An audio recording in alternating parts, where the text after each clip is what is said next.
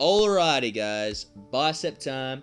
I'm going to take you guys through a bicep session, one I recently completed, and talk about some of my party tricks. These party tricks I believe can add a lot to the productiveness of your next bicep session and future bicep sessions. So, the first party trick is related to the preacher curl. This applies to both the machine preacher curl and free weight preacher curl. Any type of preacher curl, dumbbell, barbell. Well, barbells, yes, but preacher curl bar as well. Okay, so the trick is when you're on the preacher curl, you want to be eliminating the space between your tricep and the pad. I see plenty of people that have the top of the preacher pad sitting just above their elbows. Now, the problem with this is when you're doing your positive portions of your repetitions, you're allowing yourself with that space behind your arm to move within, to dip down and swing your upper arm. So that's what that allows. So what you want to be doing is eliminating that momentum. You want the primary muscle you want to be working, and the most focus is the bicep, right? You want the majority of the focus on the bicep. You don't want to be doing this full body swinging motion every single time you're trying to pull the weight back up, okay? So you got to do that, you have to drag your elbows down, make sure they're the furthest they can go, and eliminate that gap. You want to make it as small as you can. And that is my trick. That is what I do every time I do preacher curls, because that is, well, at least for me, that emphasizes the activation by a great amount. It's still okay to have a bit of a gap. It just depends how well your mind muscle connection is developed. But if you do, the more gap you have, the more chances and more opportunity you have to use momentum, aka take less focus off of your biceps. So that's the trick. Another thing to do with this is keep your wrist straight. I have seen a lot of people, and I've done it myself before too, I would say, where your wrists are bent and you're trying to drag the weight up even though your wrists aren't straight. Definitely try your best to prevent that. If you find yourself beginning to do that even though you're trying to prevent it, just drop the weight, I would say, and lower it, because that's a telling sign that it's getting far too heavy. Okay, now this is obviously just a variation of dumbbell bicep curls. Now, the reason I'm twisting my hands like this is because it activates my forearms, and it's just a little bit of a different hit on my biceps, I feel, when I do this exercise, as opposed to just regular dumbbell bicep curls.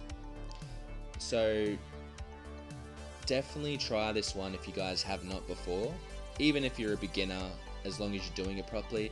Basically, the arm that is doing the reps, the opposite arm is not hanging.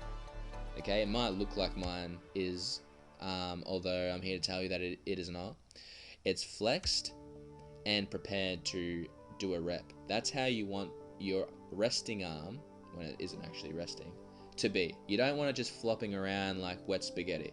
You want it to be flexed and ready. So when you're doing these as well, just like regular dumbbell curls as well as barbell curls, don't shoot your elbows as far as you can in front of you, because that just means you're going to be doing a lot of recruitment of your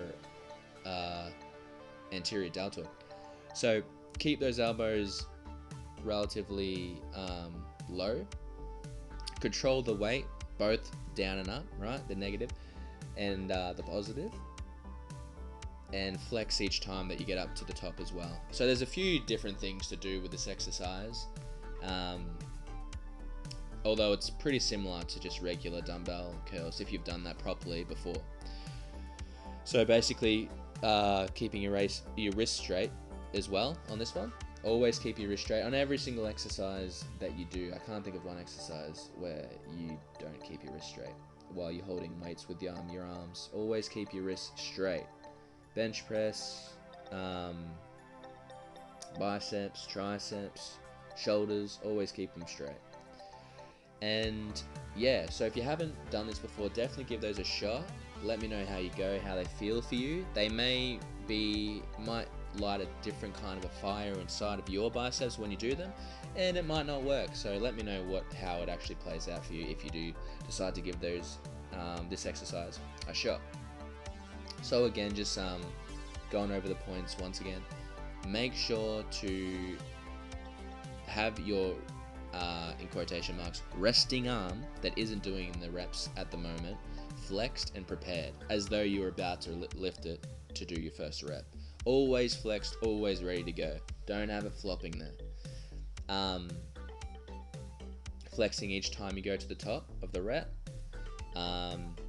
Yeah, I like to go as far as I can, basically.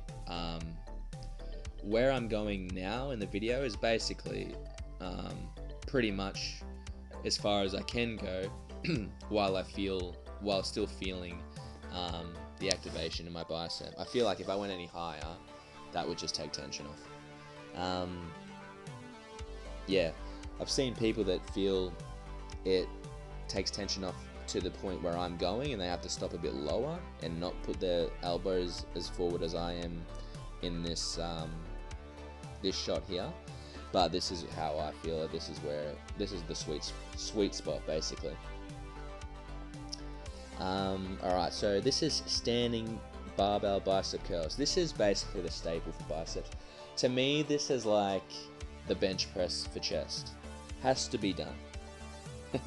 I would recommend doing a variation, at least one variation of bicep curls every single bicep session you're doing. So whether it's dumbbell, whether it's barbell. If it's barbell, standing like this, or elbows pinned up against the wall, or even lying down like on a inclined bench with your chest and stomach on an inclined bench, doing it that way. And the same for dumbbells, you know, either of those ways, at least one variation, 100%. That's just my recommendation. So with barbell bicep curls, again, straight wrists, and this is again my sweet spot. So that's the reason I'm coming as high as I am, is because that's basically as high as I feel I can go while still having as much tension on my biceps as I can have. Otherwise, it's just gonna start hitting up to my front delts, and it's going to be taking the focus off. Also squeezing each time. So the reason I'm doing, well, partially the reason why I'm doing 30 kilos, this session isn't about how heavy can I go. It's more about just developing mind-muscle connection, feeling the muscle out, getting into the muscle tissue, and attacking. This isn't really a session that's based around power or you know, brute strength so much. It's more about just feeling the muscle out.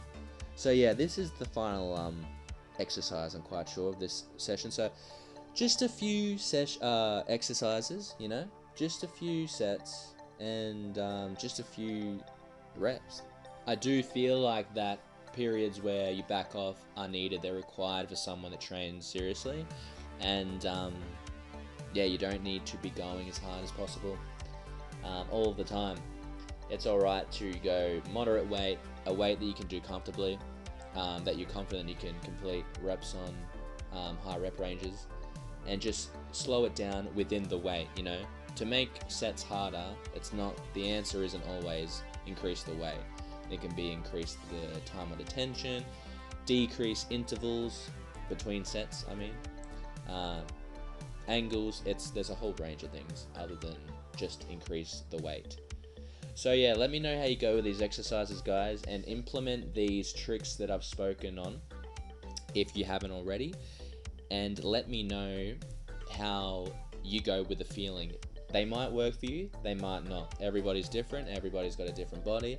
For me, these tricks enhance the workouts as opposed to not doing these by a long shot. So have fun with this, guys.